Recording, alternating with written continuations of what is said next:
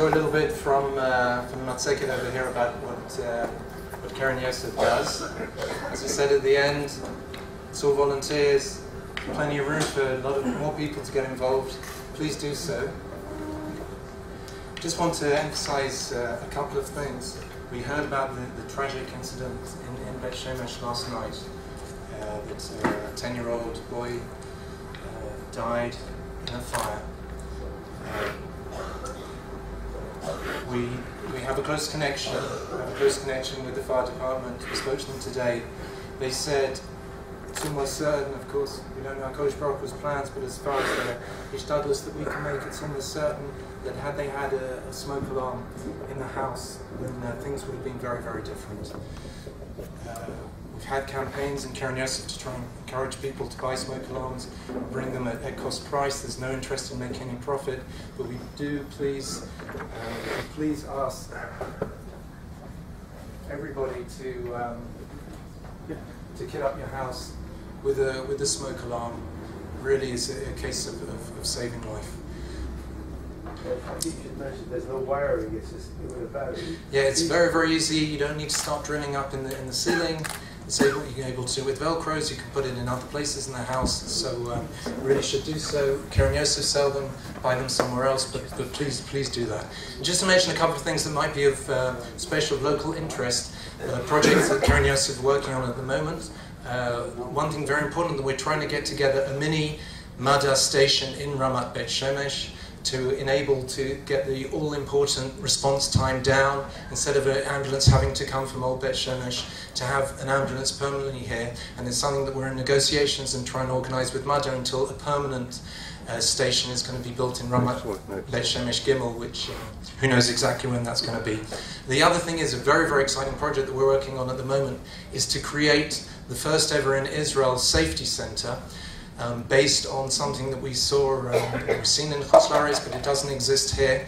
And that would be a centre mainly for children, for youth, but it's for everybody really, in dealing with every single idea of safety that you can think of that's so important.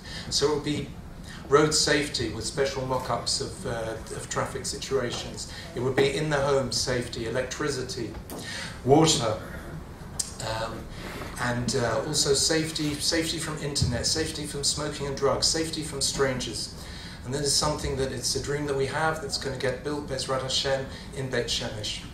As I said, any way that anybody can help getting involved, it's not just a financial issue, it's being involved with what's happening, would be very, very grateful. I'd like to thank everybody who was involved in organising this evening and in the publicising. I'm speaking here on behalf of my wife Gina, who's the chairperson of Keren Yosef. And our special thanks this evening go to our very special speaker, Rabbi Akiva Tatz. It's a very special.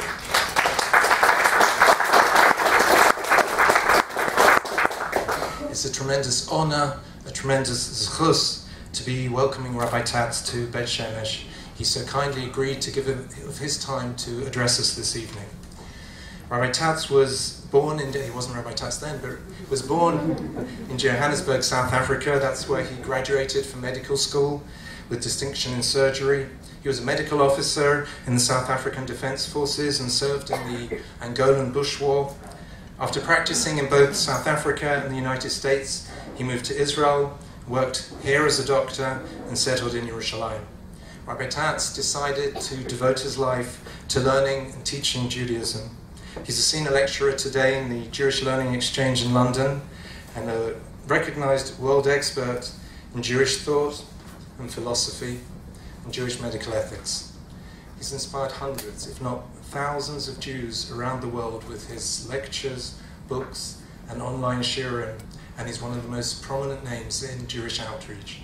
Literally changed thousands of lives. Tonight, Rabbi Tatz will be addressing us on the theme of life and death decisions in Judaism.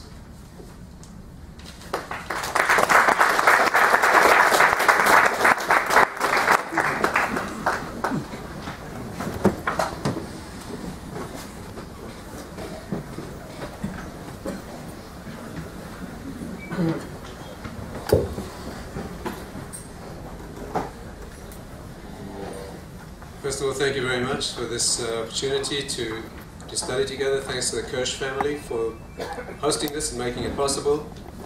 Keren Yosef, a wonderful initiative that is, I don't have to remind you that saving lives is a priority in Jewish thought and Jewish law. I thought maybe you'd enjoy learning through some of the laws of what we call Kedim and Pikuach Nefesh. Who comes first? when you need to save lives and you cannot save everyone, right? I've been in this situation myself. I'm sure some of the people associated with Keren Yosef have been in this situation. I, as a doctor, as an army doctor, have been in a situation where you have people dying. You've got one pair of hands, you have to make quick decisions. A few seconds thought will go into a situation where somebody's going to live, many may die. How do we make those decisions? What are the halachic principles? And how do we approach this life and death question of triage, what's known in English as triage? You don't have to be a doctor to be involved in this area. All of us, many of us, we'll find ourselves in life and death decision-making scenario probably. And some of us may find ourselves in situations where we have to make decisions and you can't always apportion all the resources, all the life-saving modalities that you have to give everybody the same chance. How do we decide? What are the principles? Is that okay? Can we talk about that? Anyone out there? Yes? Yeah, do me a favor. I've been living in England for 15 years. There you have no idea if they're alive or dead.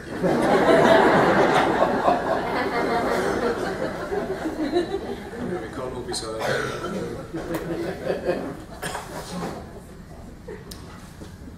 In order to study this subject that we call triage, triage meaning an old Napoleonic Wars term where you had large numbers of injured people, you couldn't save them all. The primitive method of triage was simply dividing people into three groups.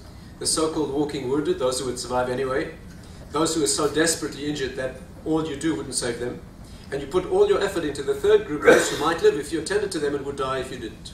Very primitive, crude way of doing triage. Today are much more sophisticated protocols, unfortunately many of which have been developed in Israel. International triage protocols that doctors are taught around the world, many of them have been explored and put into practice here in Israel, unfortunately, tragically. But in order to approach this subject, let me give you a scenario of a real strange triage situation. As it happens, arose in South Africa, where many good things come from, and use that as a framework on which to build this concept. If you like the details and the references, I wrote a book about this recently that's called Dangerous Disease and Dangerous Therapy. It's a very good book. You need to buy 2 copies if you really understand it. If you buy 3 copies, you'll be a black belt. You should buy 2 and give 1 to your friendly local non-orthodox doctor. But you'll find all the references there. But let me try to paint the broad picture. And here's the question. Stay carefully with me, because in halakha, nuances, fine hair's breadth difference in the question can make major life and death differences in output. So here's the question. And again, the details are important. So a young Jewish doctor working in a hospital in South Africa. How many South Africans here? Oh, good. So he was working in the Johannesburg hospital. I was no longer there at the time, so I can't tell you the exact technical question, but I'll tell you the general concept. He was rotating through emergency surgery, and he was faced with the following dilemma. You know that the Johannesburg hospital is the biggest building in Africa, right? The building itself is 1 kilometer long. In the corridor on the ground floor, you can see the curvature of the earth, literally. It's a massive institution, and at one end of this complex, they have a very highly advanced surgical trauma team that's known as the accident service, and people arriving in the emergency room department are rapidly sorted into those who fit into the regular emergency room and those who belong in the trauma unit. And it's a very, very slick and busy unit. It has a very organized helicopter service that brings in people from hundreds of miles around. And it's the pride and joy of the surgical teams. Now, this young Jewish surgeon was training in emergency surgery, and he found himself in a very peculiar dilemma. And here's the dilemma. The hospital had acquired a new machine. It was some advanced ventilator or ventilator resuscitator. No doubt not as advanced as Keren Yosef's equipment, but that's what they had. And they had only one of them. And the hospital had issued a very peculiar instruction. The instruction was that no doctor on duty is allowed to use this machine on any patient whom he considers to be non-salvageable. That means if you get a patient that you can see is going to die, that you can see there's no hope for this patient, you can see they only live a few hours, right? South African doctors can tell exactly how long people are going to live. Exactly right. Israeli and American doctors are very, very poor at this. But if you can see that this person is not going to survive, and by the way, as a serious aside, in all halachic analysis, we always pretend that all the givens are absolutely guaranteed. It's completely unrealistic, but that's how we do it. We pretend that all the givens are hypothetically pure, and crystal clear. And the reason is the good old scientific method. When you study science, you put something in the lab, you freeze all the variables, you see what happens, you move one under tightly controlled conditions, and that's how you... Real life is never like that. In the real clinical situation, it's all swimming in shades of grey, and that's where maturity and expertise and experience comes in. But nevertheless, you have to study the principles in clarity. And so everything I'm going to say this evening, we assume that the variables, don't ask me how do you know. We have a whole body of halacha that deals with doubts as well. And doubts are handled differently in military situations and they're handled differently in civilian situations. But assuming that you know this person's not going to live, the hospital said do not use the machine. Why not? What would you say? Waste the money. That's an American answer.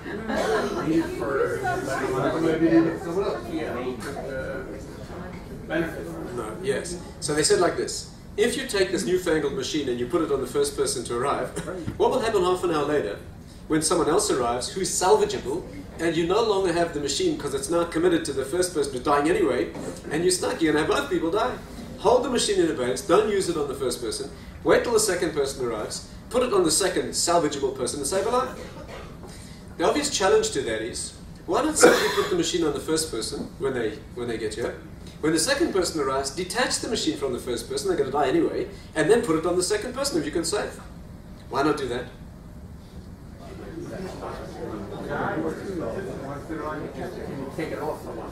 So the hospital's reason was as follows. They said the reason why we don't want you to do that is because when you come to take the machine off the first person to put it on the second one, their family will object. You're dealing with traumatized people standing around with somebody, sorry, your uncle's going to die, you switch off the machine, that will cause scenes of chaos.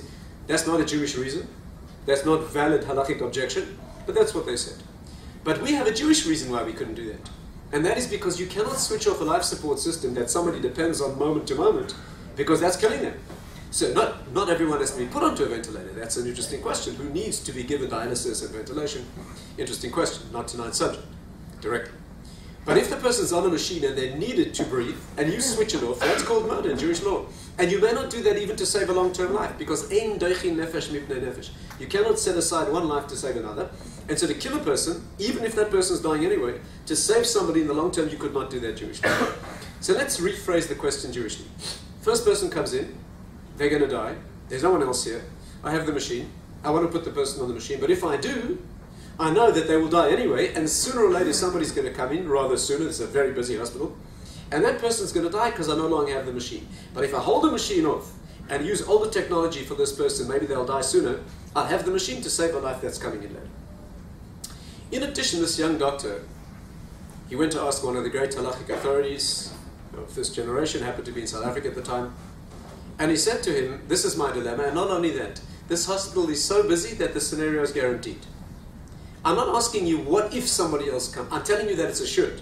And I'm not going to argue this evening about whether we have the notion of halachic certainty, statistical certainty. Now, it's an interesting question halachically. There certainly is a place for it. But we're assuming that this place is so busy that I can guarantee you that if the first person's put on the machine while they're on it, someone else will arrive who could have been saved and is going to die because the machine's committed to the first person. If I hold off on the machine, then guaranteed to have somebody half an hour later, and I'll say, under these circumstances, what am I required to do? Does Jewish law require me to disobey the hospital instruction, use the machine on the first person, risk my job, who knows what they'll do to me? But if Judaism requires it, that's what I will do.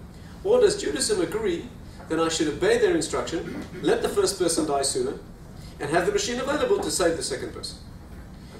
Is the question clear? What happened was, the rabbi gave him an answer, then sent the question to another great halachic authority, Yushalai. In fact, it's documented, he has a lengthy tshuva on it, Rav Oldenburg. And then the question was sent also by the two of them to Rav Zilberstein in Bnei Brak. And to this very clear yes or no question, there were three completely different answers. And I'd like to show you how this life and death difference hangs on a hair's breadth of halachic judgment. This is, if you think about it, a weird triage dilemma. Normally a triage dilemma is I've got patient A and patient B. I cannot say both, I have to choose one. Here we do have an A and a B, but in a very weird way. We've got an A in front of us now who's going to die anyway, and a B who's not here yet, but is guaranteed to come. So it's really a choice, even though it's a peculiar sort of a triage dilemma. How do we solve this problem? In order to answer this, let's take a tour Is vodka? Thanks very much.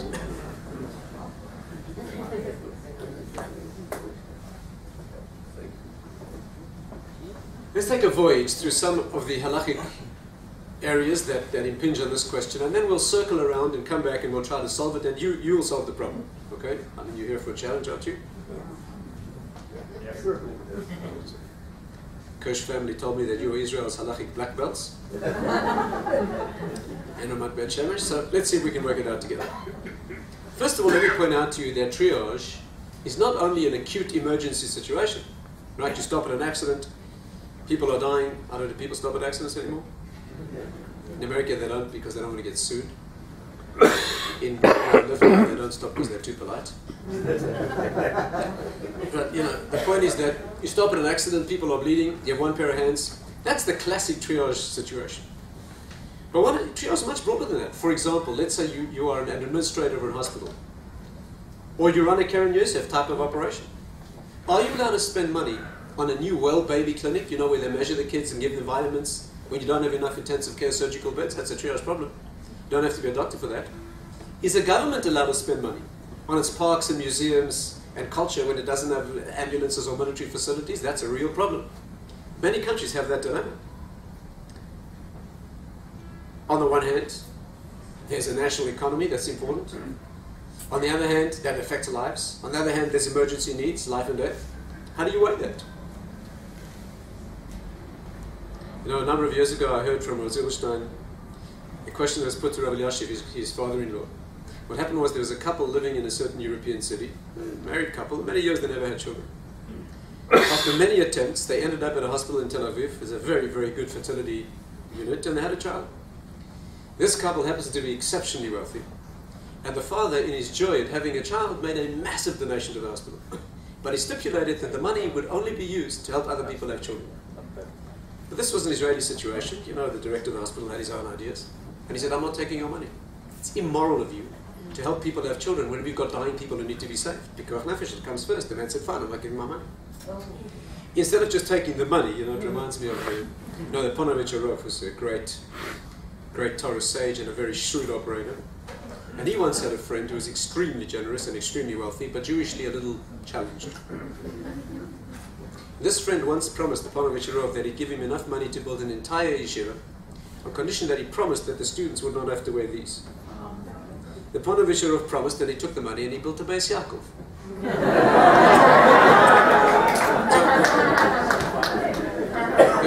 That's an intelligent way to handle those situations. But this Israeli hospital director said, and they had a big argument about it, so they went to Rabbi Yashiv. And Rabbi Yashiv said he's fully entitled to give his money to the fertility unit. So the director said, Rabbi, how can you say that? Because nefesh, you've got lives to be saved. And Rabbi Yashiv said, and you need broad halachic shoulders for this. Rabbi Yashiv said, the reason is that when a country funds only emergencies, you developed an embattled mentality. That affects people's morale, and that's a life and death matter too. You need very broad shoulders. Johnny, can you make it as low as possible? As low as possible. Thanks. Okay, so that's a triage question. Can you not hear me? Don't hear me? It's okay? So come and sit in front. That's good if you turn it more. Okay, so that's a triage issue, and you see these are very broad issues. They aren't only the emergency situation, right? You get all sorts of things. You know, the Gemara says that imagine you have two cities on a river, and the river flows past both cities, but there's only enough water in the river that if the upstream people drink, Johnny is going to disturb me. If the upstream people drink, there'll be no water left. Upstream people drink and wash, there'll be no water left for the downstream people. If they drink only, there'll be water left, the downstream people will be able to drink. What's your duty as a Jew living in the upstream city? Do you drink and wash and let them die? Or do you drink only and leave water for them to drink? Amazingly, the Gemara concludes that the upstream people drink and wash. And says, you know why? Because if they don't wash, there'll be an outbreak of hygiene-related epidemic among them, which will cost lives. Maybe not tomorrow, but the next day. That's pikuach nefesh as well. So they're very broad issues here. It's not only the acute emergency situation. And one has to think about the these broad issues, societal issues as well. Triage also affects everyday medicine. Now, if you walk into a major hospital in London today where I live and you say you've got chest pain, the first thing you'll hear is triage. And somebody skilled in rapid emergency assessment of how urgent your case is will run over and assess you. And if they find that it's an absolute total emergency, you only have to wait until Wednesday. And if it's just a normal emergency, you wait till October. But the point is that they stratify the need according to the halachic criteria. That's a triage approach. And so it's used throughout society and throughout medicine. But let's turn our attention for the time we have this evening to the immediate focus situation of triage. Two people in front of me, I have only one pair of hands. How do we handle that situation? What are the variables we use to approach that situation? So for example, let's say I walk into the room. Let's say this is a person who's dying. This is another person whose life is in danger. I'm a doctor, I walk into the room, I've got one pair of hands, I can only save one. What's the first criterion I look at in deciding whom I save? What would you say? Age.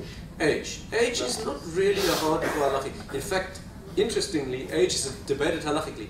There are great halachic authorities who say the younger one comes first, and there are those who say the older person comes first. Not a hardcore criterion. Inevitability. Who you came to first? Cohen labor use trial. The Gemara says that the poskim say we don't apply that today. It was certainly not the first criterion. I heard. Let's say they're both equally threatened at the moment.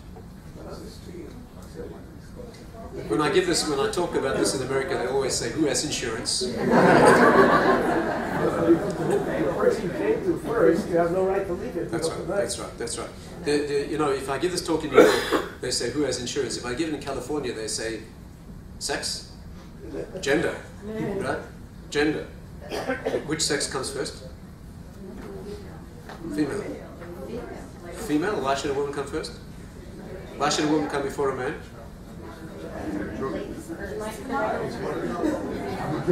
Why should a woman be saved before a man?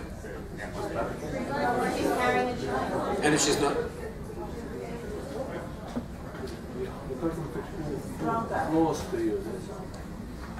Yes. So no, women don't come before men. That's really not a criterion either. It could be a pregnant woman might come first because she might count as two. The Gemara says that if there's not equal suffering, for example, let's say people are captured by terrorists, and you can only ransom back some, then we ransom the women. And the reason is because they're almost certain to be interfered with. That means molested. And that's not equal suffering. The Shulchan Aruch says that if the terrorists are homosexuals, you have to save the men first. Because that's a greater indignity. So it's not a question of gender, it's a question of differential suffering. But all else being equal, then you would have to save the... that would not be a criterion. Probably the most basic of all halachic criteria is who's closer to you. That means if I walk in from here, I have to save this person before that one. You have to save the person who's physically closer to you. What's the reason for this halachically? Ein ma'avirin al mitzvot. You may not, ein ma'avirin al mitzvot. You cannot bypass a mitzvah. All else being equal, as you approach this person, now incumbent on you is the mitzvah pikuach nefesh. You can't leave that for an equal, more distant mitzvah. You can't put your hand in your tefillin bag in the morning, you take out the wrong one, you're in trouble. You can't bypass a mitzvah. Right? So all else being equal, you treat the person who's closer to you. What happens?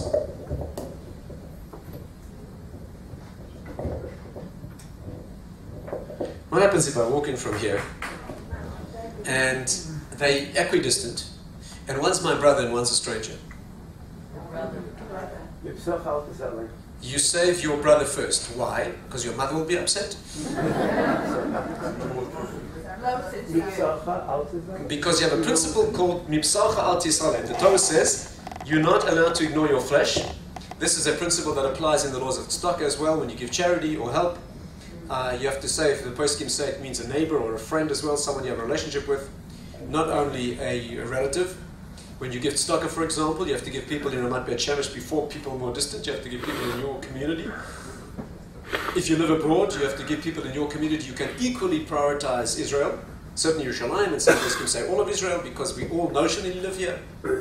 And therefore you could prioritize that. But you have concentric layers, devolving layers of halachic responsibility. And that would be a criterion, because you have to deal with those who are most closely related to you, whether you like them or not, by the way. Some Jews are easier to love, you know, some are harder.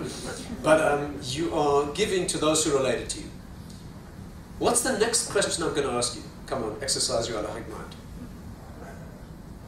What's the next triage? Child. Both relatives. Both relatives? No, that's not the logical next step. Talmid Chacham, not. No, age is not the next issue. You're not thinking logically. I'm close. Closer to the skin. The one whose phone does not ring.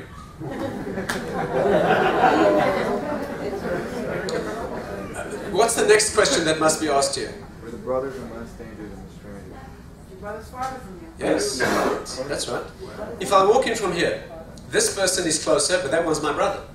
Obviously. We've learned two criteria, two priorities. Which priority takes priority? We've learned that proximity is a valid criterion. Relationship is a valid criterion. So which priority takes priority? What would you say? What would you say? How come the ladies know more than the men? Go to shear. They're going to share. Yes, this is one of the circumstances where you bypass the closer person to get to your brother, right? For homework, why? These are both Torah-derived principles, mipsach al tisalim, en mavir la mitzvahs, both have a Torah root. Why do we prioritize the relation over the proximity? Fascinating halachic question. And the organizers are going to buy you a whiskey for any correct answer, or cocaine, whatever you do. So, that's a fascinating question. Okay, next question. What happens if they're both equidistant? One is salvageable and one is not. In other words, one person is what we call a chaye sha'a, that means can only live, in English you call that terminally ill. Terminal illness, probably for purpose of this discussion, basically means will live for less than a year. Interesting concept, needs discussion. But let's talk a much more acute short-term person who's only got temporary life left. And one is what we call chaye olam. That means a person who has no long-term threat to their life.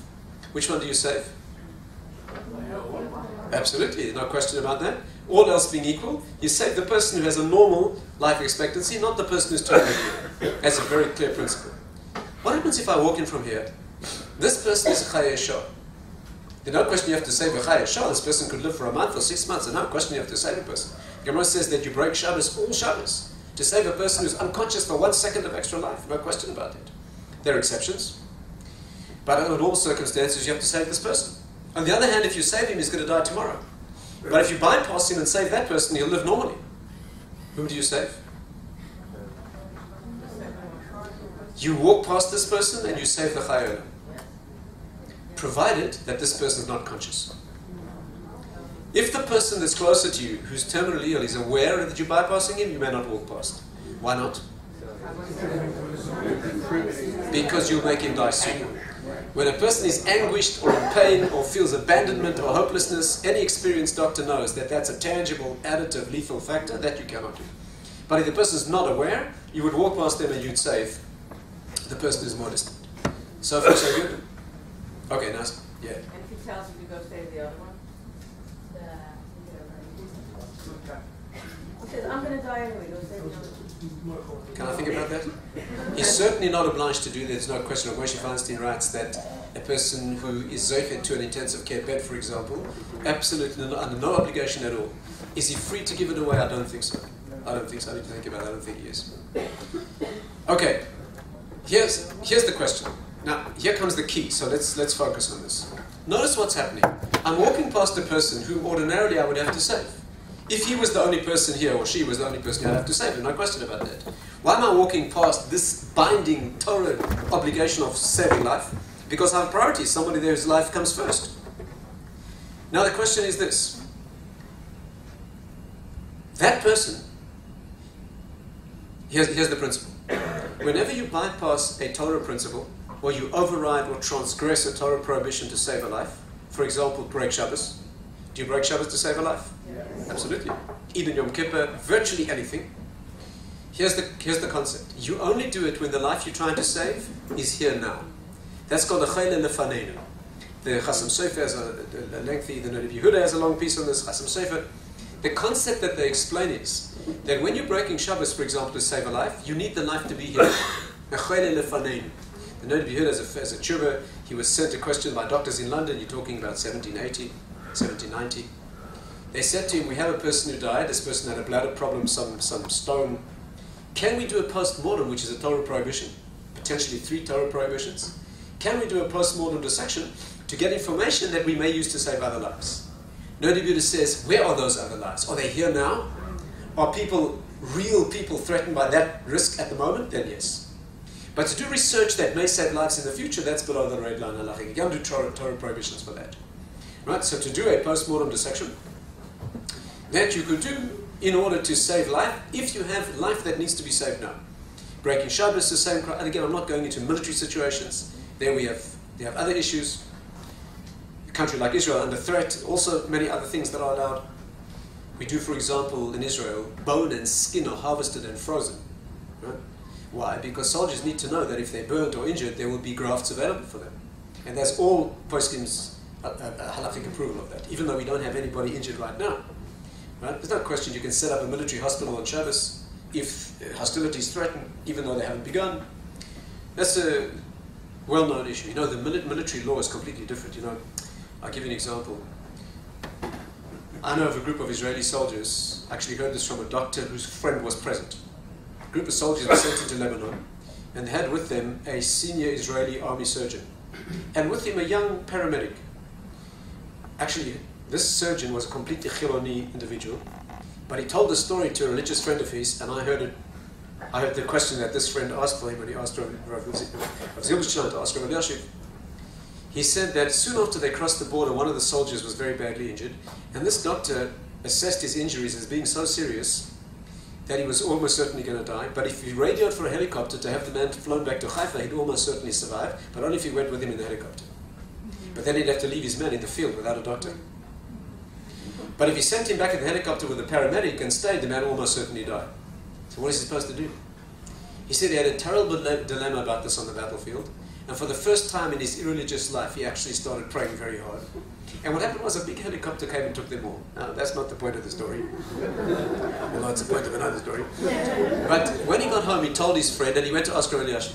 And Rabbi Yashiv said, if that would have been a civilian scenario, there's no question you take the injured man. Why? Because he's a vadai against a suffix. That means he's a certainly dying person that you can save, and who knows if anyone will be injured later. If anyone's injured later, it may be more than one. But it's a suffix we don't know. You go with the vibe. But in the army, you stay put. Because in the army, the danger to life has been factored in. If people have to risk their lives for this, is what has to be done. And therefore, a military situation of doubt and a civilian situation will be handled differently. But be that as it may, we need somebody to be present. What we call a chayil lefanenu.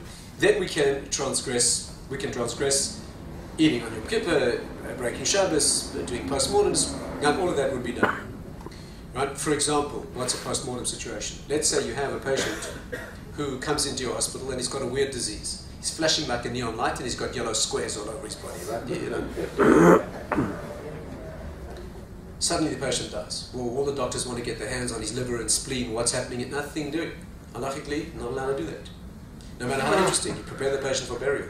Suddenly the patient in the next bed starts flashing, gets yellow squares. You're obliged to find the first person and cut him open now.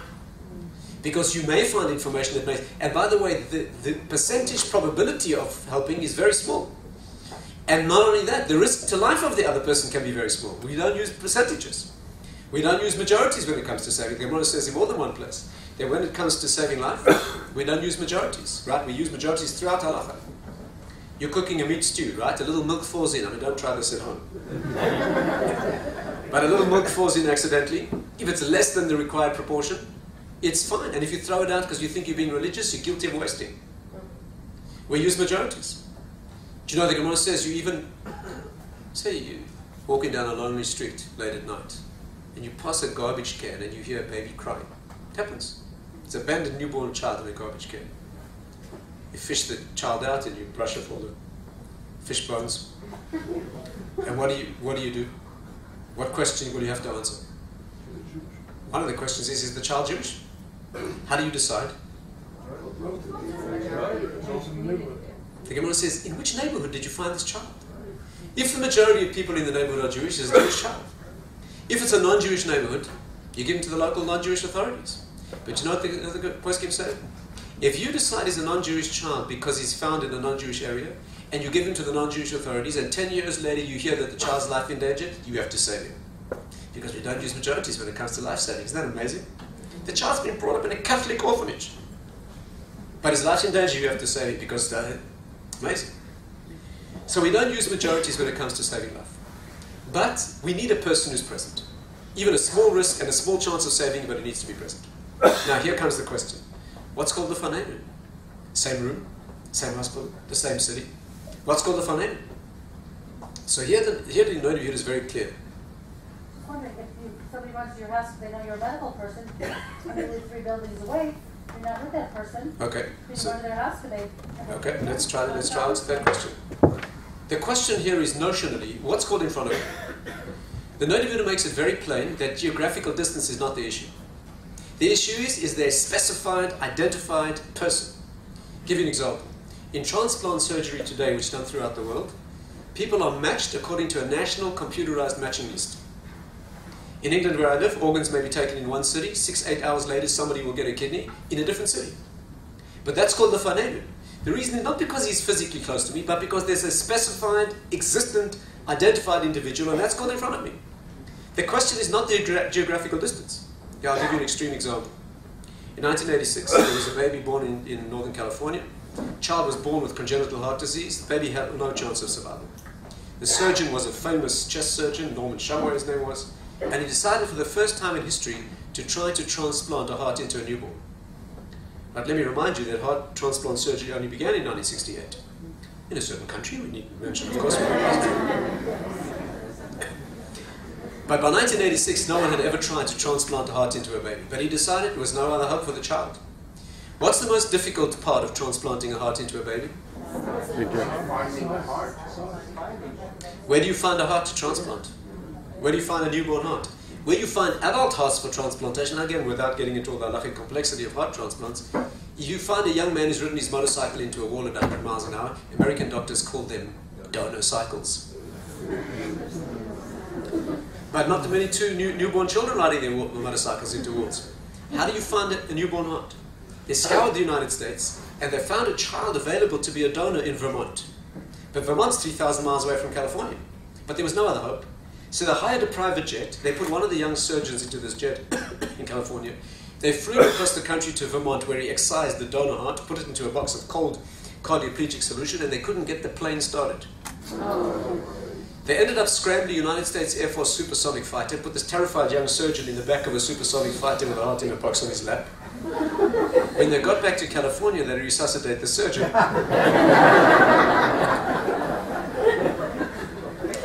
But they did, and they saved the life of the baby in California. That 6,000-mile trip in halacha is called the fanenu. The question, not the physical distance, the question was there was a real specific individual. That's called the fanenu. And therefore, the notion we have here is not that the person is geographically close to us, but that there's a real identified person. So far, so good? Okay. Let's come back to our question. You remember the original question with the ventilator? Let's come back to that. Think carefully. We have here a person who's arrived in the hospital, right? And he has I can see this is a temporary situation. The person's a chai yeshua, not going to survive. I have a newfangled machine. I'd like to put it on him. No one else here. But I know that someone's on his way. Because we guaranteed. We said this place is so busy that if we put the first person onto the machine, while he's on it, someone else is going to arrive. Right? Let me make this clear. 8 in the morning, I'm a trauma surgeon. I come on duty. I sit down to do my daf yomi like all good trauma surgeons do.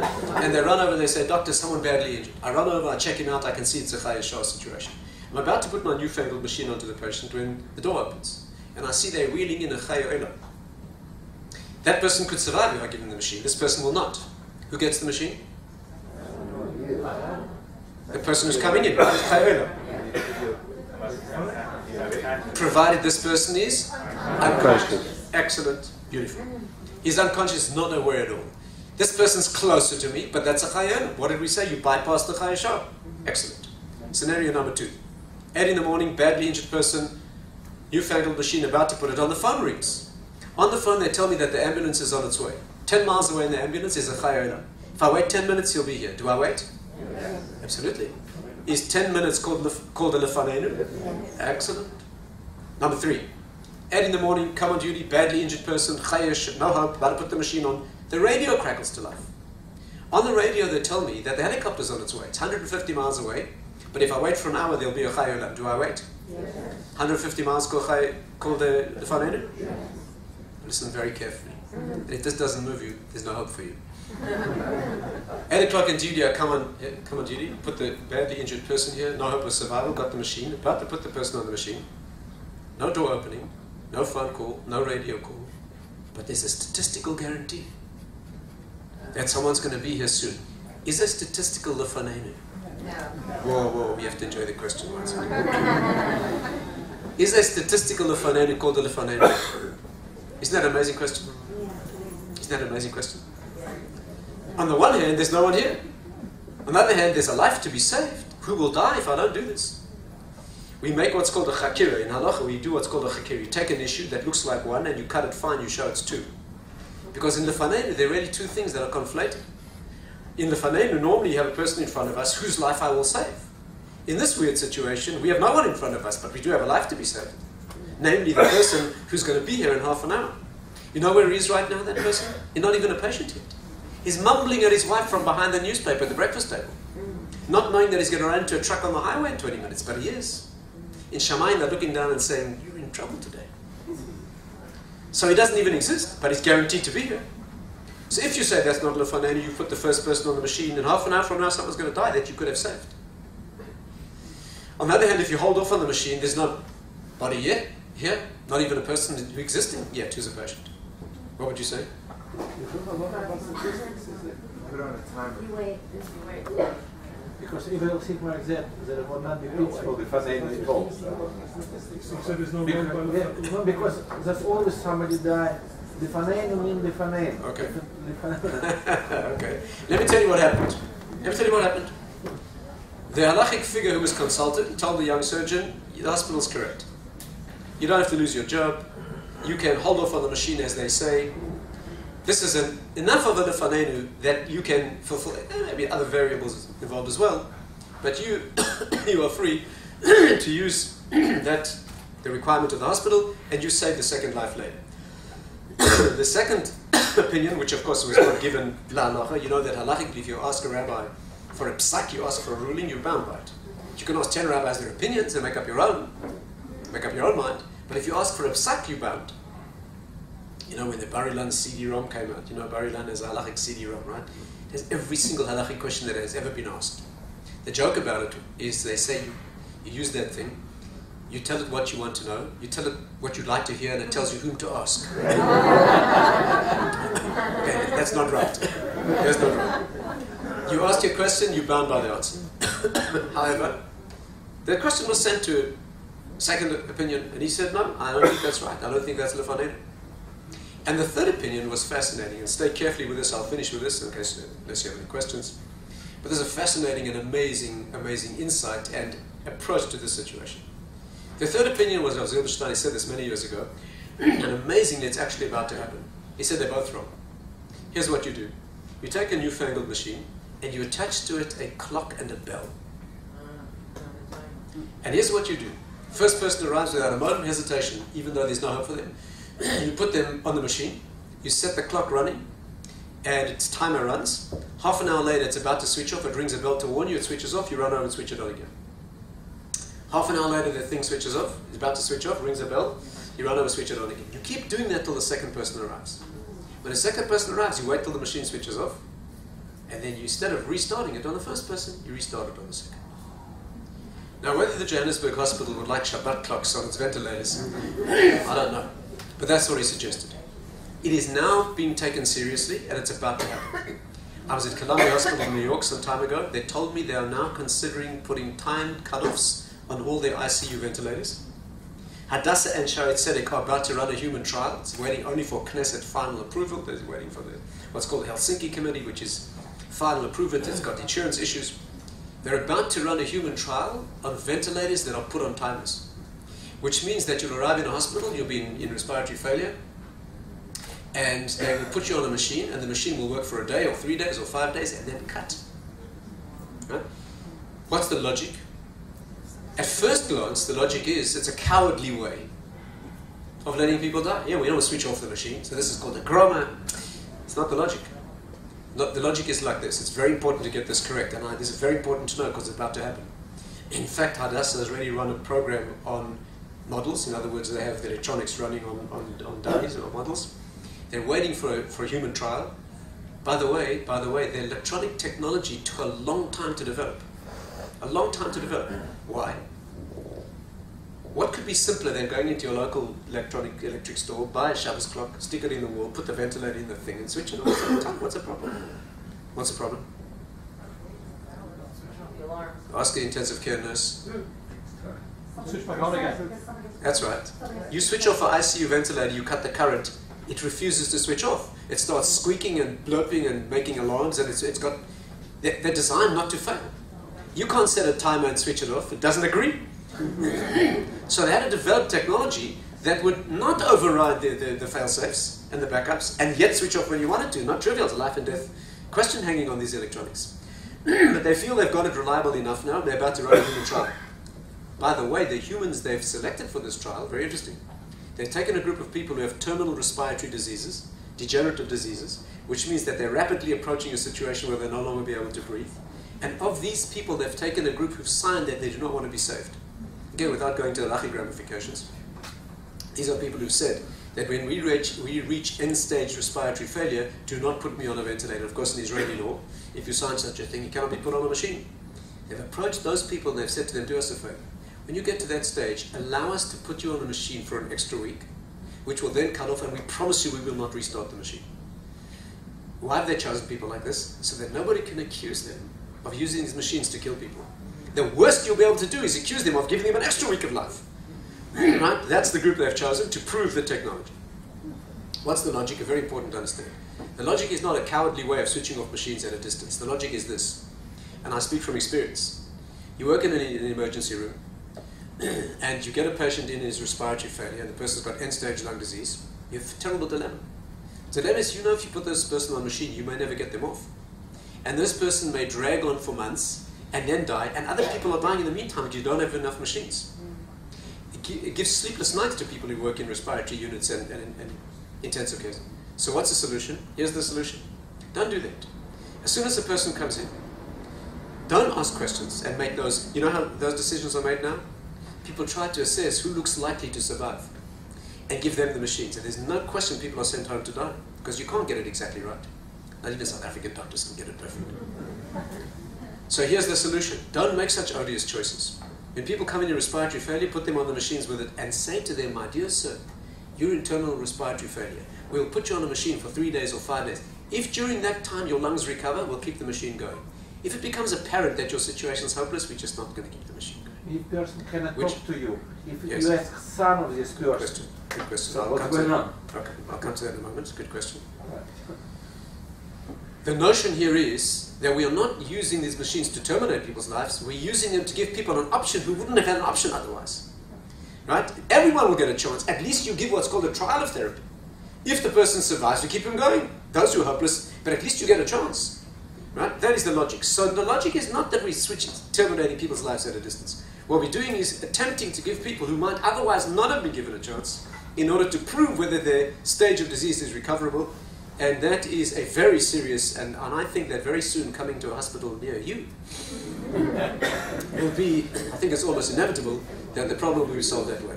Let me just finish by answering a few questions. The question here was, what happens if the person cannot speak? So Moshe Feinstein deals with that question and he says as follows. First order of business is you ask the person what they want if you can. By the way, do you know that Israel has an interesting law? Israel has a unique law today. The number of interesting life and death issues that the Knesset has enacted that are very much in line with halachic principles, right? It doesn't always happen in Israel, you know? And here's what the law says. There's a situation in Israel today where you can go online, when you fancy it out, and you fill in an advance directive about what you want done to you under such desperate circumstances. You fill in all the details, do you want to be ventilated, etc. That's not necessarily halachically valid, the details, That's what you do. It's accessible 24/7 at any point of care in Israel. While they're narrating you for the machine, they look up online, what are your wishes for this advanced directive? It's only valid if it's updated every 5 years. Because many people, a lot of research has shown that what people say they want done later in their lives, when they're younger, isn't what they want done when they're older. Right? So, and not only that, it has to be updated if you ever have a serious diagnosis. Because a lot of research has shown that what people say they want done to them when they're very ill does not turn out to be what they want when they are very ill.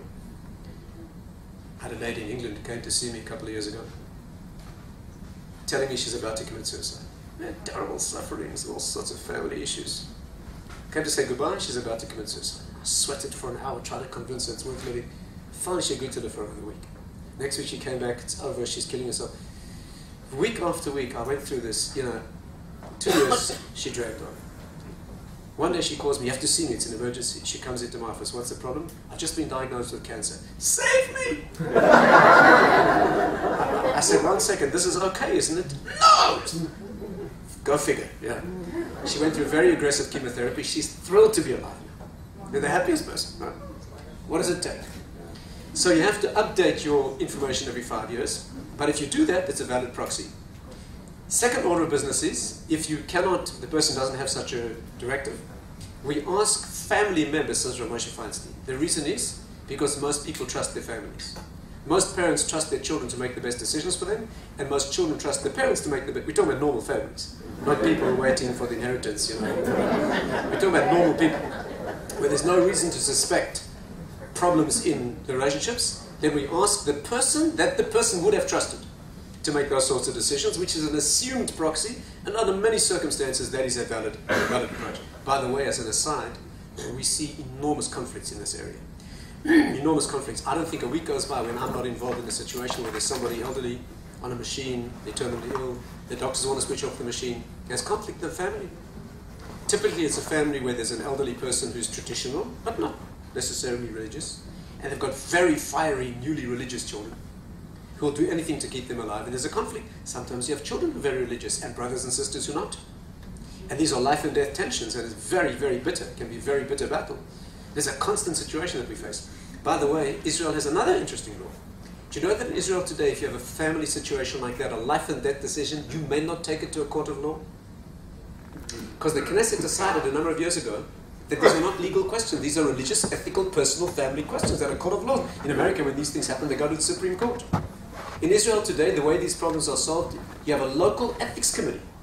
Who's on the ethics committee? Expert physicians. You have a religious leader. If you're non-Jew, you can have a Christian authority. You can have an Arab. You can have people. And the ethics committee makes the decision. If you're not happy, you can appeal it to a national ethics committee. And if you're not happy with that, there's no recourse. Unless you accuse the committees of legal impropriety. When you feel that something's been done legally, then you can take a challenge it in court.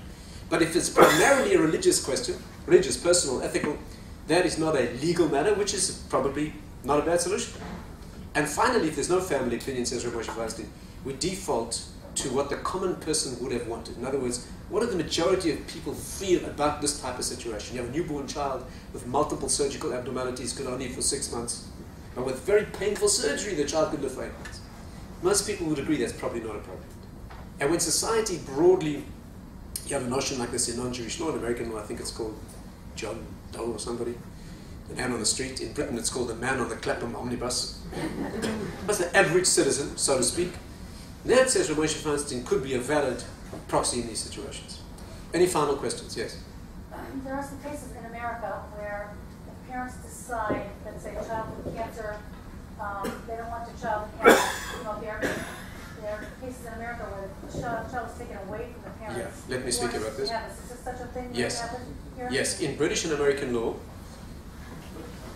you know that in secular ethics, it's another whole discussion, but in secular ethics today, the highest principle is autonomy. It's my life, I do what I want. And if the person says, I don't want to be saved, I don't want to eat, I don't want surgery, you have to let them die. And I, as a doctor, be in that situation. Some Christians will not take blood transfusions. You have to stand there and watch them beat to death. And you cannot give them a transfusion. And if you try to save them, you're sued for assault. But where British and American courts have consistently upheld the Jewish view is with regard to a child. The law, the legal language in England is the state has an interest in the survival of the child that supersedes the parents' religious beliefs. You sideline the parents forcibly and you save the child's life. That's been a consistent decision in Western law. Yeah, absolutely, yes. What's not clear in Western law is a fetus. A fetus. I was in Atlanta some time ago. I spoke to a group of doctors. The senior doctor president anesthesiologist told us 3 in the morning he got a pregnant lady bleeding badly. She needed a blood transfusion to save the fetus, not her. And she said, nothing doing, I'm a Jay's witness, no transfusion. They said, lady, your baby's going to die. She said, it's God's will. He said he phoned up a judge at 3 o'clock in the morning and they said, you get out of bed and sign me a court order authorizing trial. No one's dying in my operating room. He got his signature. They held this hospital security, held the lady down. They transfused her against her wishes. They saved the baby's life. Now that's a question of legal judgment. Halachically, by the way, that's not so clear either. But when it comes to a child in the world, then of course the child's life comes before the parents' belief. Yes, please. I want to ask you just to clarify, when you were saying adjusting machines on a timer, going back to what you said previously, if you are to remove that machine, the person would have to be unconscious. Well, we can sedate them and make them comfortable, right, which we'd be doing anyway. You're talking about a person on a machine, a respirator, okay, and we're not going to switch it on when it goes off. Assuming we get to that stage. That's exactly what will happen. Make them comfortable, of course. But the person would have to be unconscious because otherwise you're using a death sentence in front of them. Like you're telling me your life is not working. Again, the way we did it is because society has agreed that your alternative is dying now. We won't even put you on the machine. So we say to the person, do you want an extra lease on life, an attempt to get better? If the person says yes, but beware that if your lungs don't recover, we're not going to switch it on. Or more accurately, when it switches off, instead of switching it on again, we're going to switch it on somebody else who's salvageable. That's okay, halachically, even if the person's conscious? Well, Rabbi Yasha was behind this. And they're not conscious. They're going to be very ill at that stage. And they'll be sedated to be on a machine. They can be in a coma, medically induced coma, which people in machines often are, so they don't fight the respirator. Now, that's a technical question. Yes? This might be a topic you don't want to get onto, but what about the situation with organ donation when someone dies? If there's someone present in the hospital waiting for... So we need somebody present in order to take the organs. Not saying... Yes, we usually don't need... But if a Jewish person dies... But again, your problem, the question you're raising is, we do have a person present who needs the organ. That's almost always the case. Today we have such long lists of kidney recipients waiting for organs. We always have somebody present. Our question is, can you... When you die, you can't donate your organs. Why not? I was always told growing up. Of late, I've heard that people have been donating. Again, to take an organ to save a life, absolutely. The problem is that it has to be after death. And the question is, what's the definition of death? This is the problem, right? So things like bone and skin and corneas, there's no halachic problem with it, right? Because the person's dead when you take it. But to take a heart, you need to take it while it's beating. Is that person dead while the heart's beating? This is a problem with halachic. Yes? Can we assume that all hospitals and all doctors in all hospitals in Israel adhere to the same set of rules? No, all doctors not adhere to these same set of rules. In fact, the Israeli system today goes according to secular medical ethics, which is autonomy, justice, beneficence, a whole list of criteria they use. But in Israel today, a very interesting law, for example, about brain death. The lady asked about brain death. The law in Israel today, the chief rabbinate accepts brain death as a criterion with many checks and balances, and you have the right to opt out. If you belong to that segment of the Orthodox world that does not accept brain stem death, you want cardiorespiratory death, you're legally entitled to your minority opinion in a secular democracy like Israel because it's a very strongly held position and you're entitled to do it. Then would somebody make a decision to go to one hospital rather than another because the rules apply more to him or not to... You may make such a decision. Yes? The patient is hooked up to this timed respirator. Yes. What's the time interval between... It hasn't been decided yet. The question is, what's the time interval on this respirator? Because how will that affect the second patient? This has not been... No one's decided this yet. But it does affect the ability to... Yes, but I imagine what will happen is, let's say it's a person who's got pneumonia or end-stage lung disease. So we know that's going to take 3 or 4 or 5 days to see whether they recover. That will be a reasonable period of time. This has not been worked out. But in the interim of those 3 or 4 or 5 days, you could have 5, 6 other patients. But you're keeping this person alive. There's no problem with that. There's a living person here. There's no question with that. But you're losing all the chayolos. But there's no question halachically that you put the person on the machine in a valid fashion and how they deserve the machine. No question about that. Not going to switch it off to save somebody else. Yes? One patient is Jewish and another is non-Jewish. Do you save a Jewish patient or a non-Jewish patient? That sounds like a very provocative question. But the answer is you save the Jew first, and the reason is because he's related to you. And we said your relative becomes before a non-relative. That's easy. By the way, you would not be allowed to do that in a hospital where you have no authority to do that. When you're using the equipment and the contract, you may not save your family, your brother before a stranger, so as you wouldn't be able to do that. But if there were no rules like that, you're operating in the desert, you save your brother before a stranger. A Jew is more closely related to you than a Jew. All of us facing for some decision which I faced.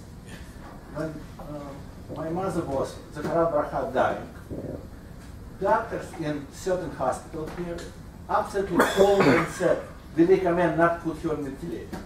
I got instruction for a rabbi, forget about it. 100% she has to be on ventilator. We're not talking about shortage of equipment. Yeah. How you comment? I also would like to do the same thing because I said I didn't give you birth, I cannot take your life. So right now, how you comment this? Because Raf said there's no choice. Right. The question is, does every dying person need to be put on a ventilator? Right? Talking about a specific example. Right. You have to invite me again to talk about this, because to do this, I wouldn't be able to do justice to this. Not every terminally ill person needs to be ventilated or dialyzed. Not everybody. But when there is specifically in respiratory failure, that means you have a specific reversible medical question, and of course you have to do that. Not reversible. Is it No. definitely will die person? No, but if you're dealing with a guaranteed terminal situation, where there's, again, in order to withhold therapy from somebody, you need a terminal situation, uncontrollable suffering, and the person does not want to continue. In those circumstances, you may withhold certain types of treatment. But I'd rather not go into this than do it improperly. If you can read my book. Last question, yes. You get the choice of whether you have a Jewish doctor or a non-Jewish doctor. Do you get the choice where? In the hospital. Which hospital? In Israel? Yeah. No, you get the choice in a public hospital. If you're a private patient, you choose what you want. But if you function in a place that's a public hospital in any country in the world, you don't have a choice. You can ask.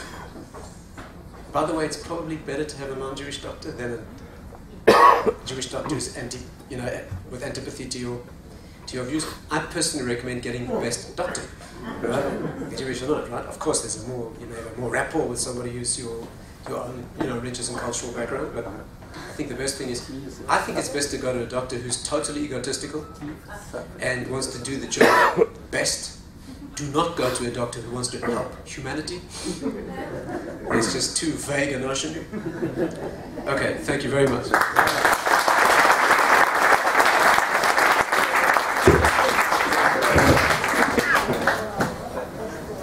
I'd like to thank Rabbi Tatz so much for an absolutely fascinating share. If I can just choose one phrase that he used, Rabbi Tatz, was if you want to know, you'll have to invite me again. I just want to say there's open invitation, Rabbi Tatz. Please do come again. It's really, really very, very special to have you this evening. If anybody would like to purchase any of Rabbi Tatz's books, they're on sale outside the JPC bookshop, Michael Rose. There's also, it's possible to purchase smoke alarms, to sign up for CPR courses and first aid. And please, just one moment, I'd like to thank very much several sponsors, anonymous sponsors, who helped us with the evening, and the learning, and the zechus of all of our learning this evening should be a refuah shlema for Naomi Bat Zelda. Thank you very much to everyone.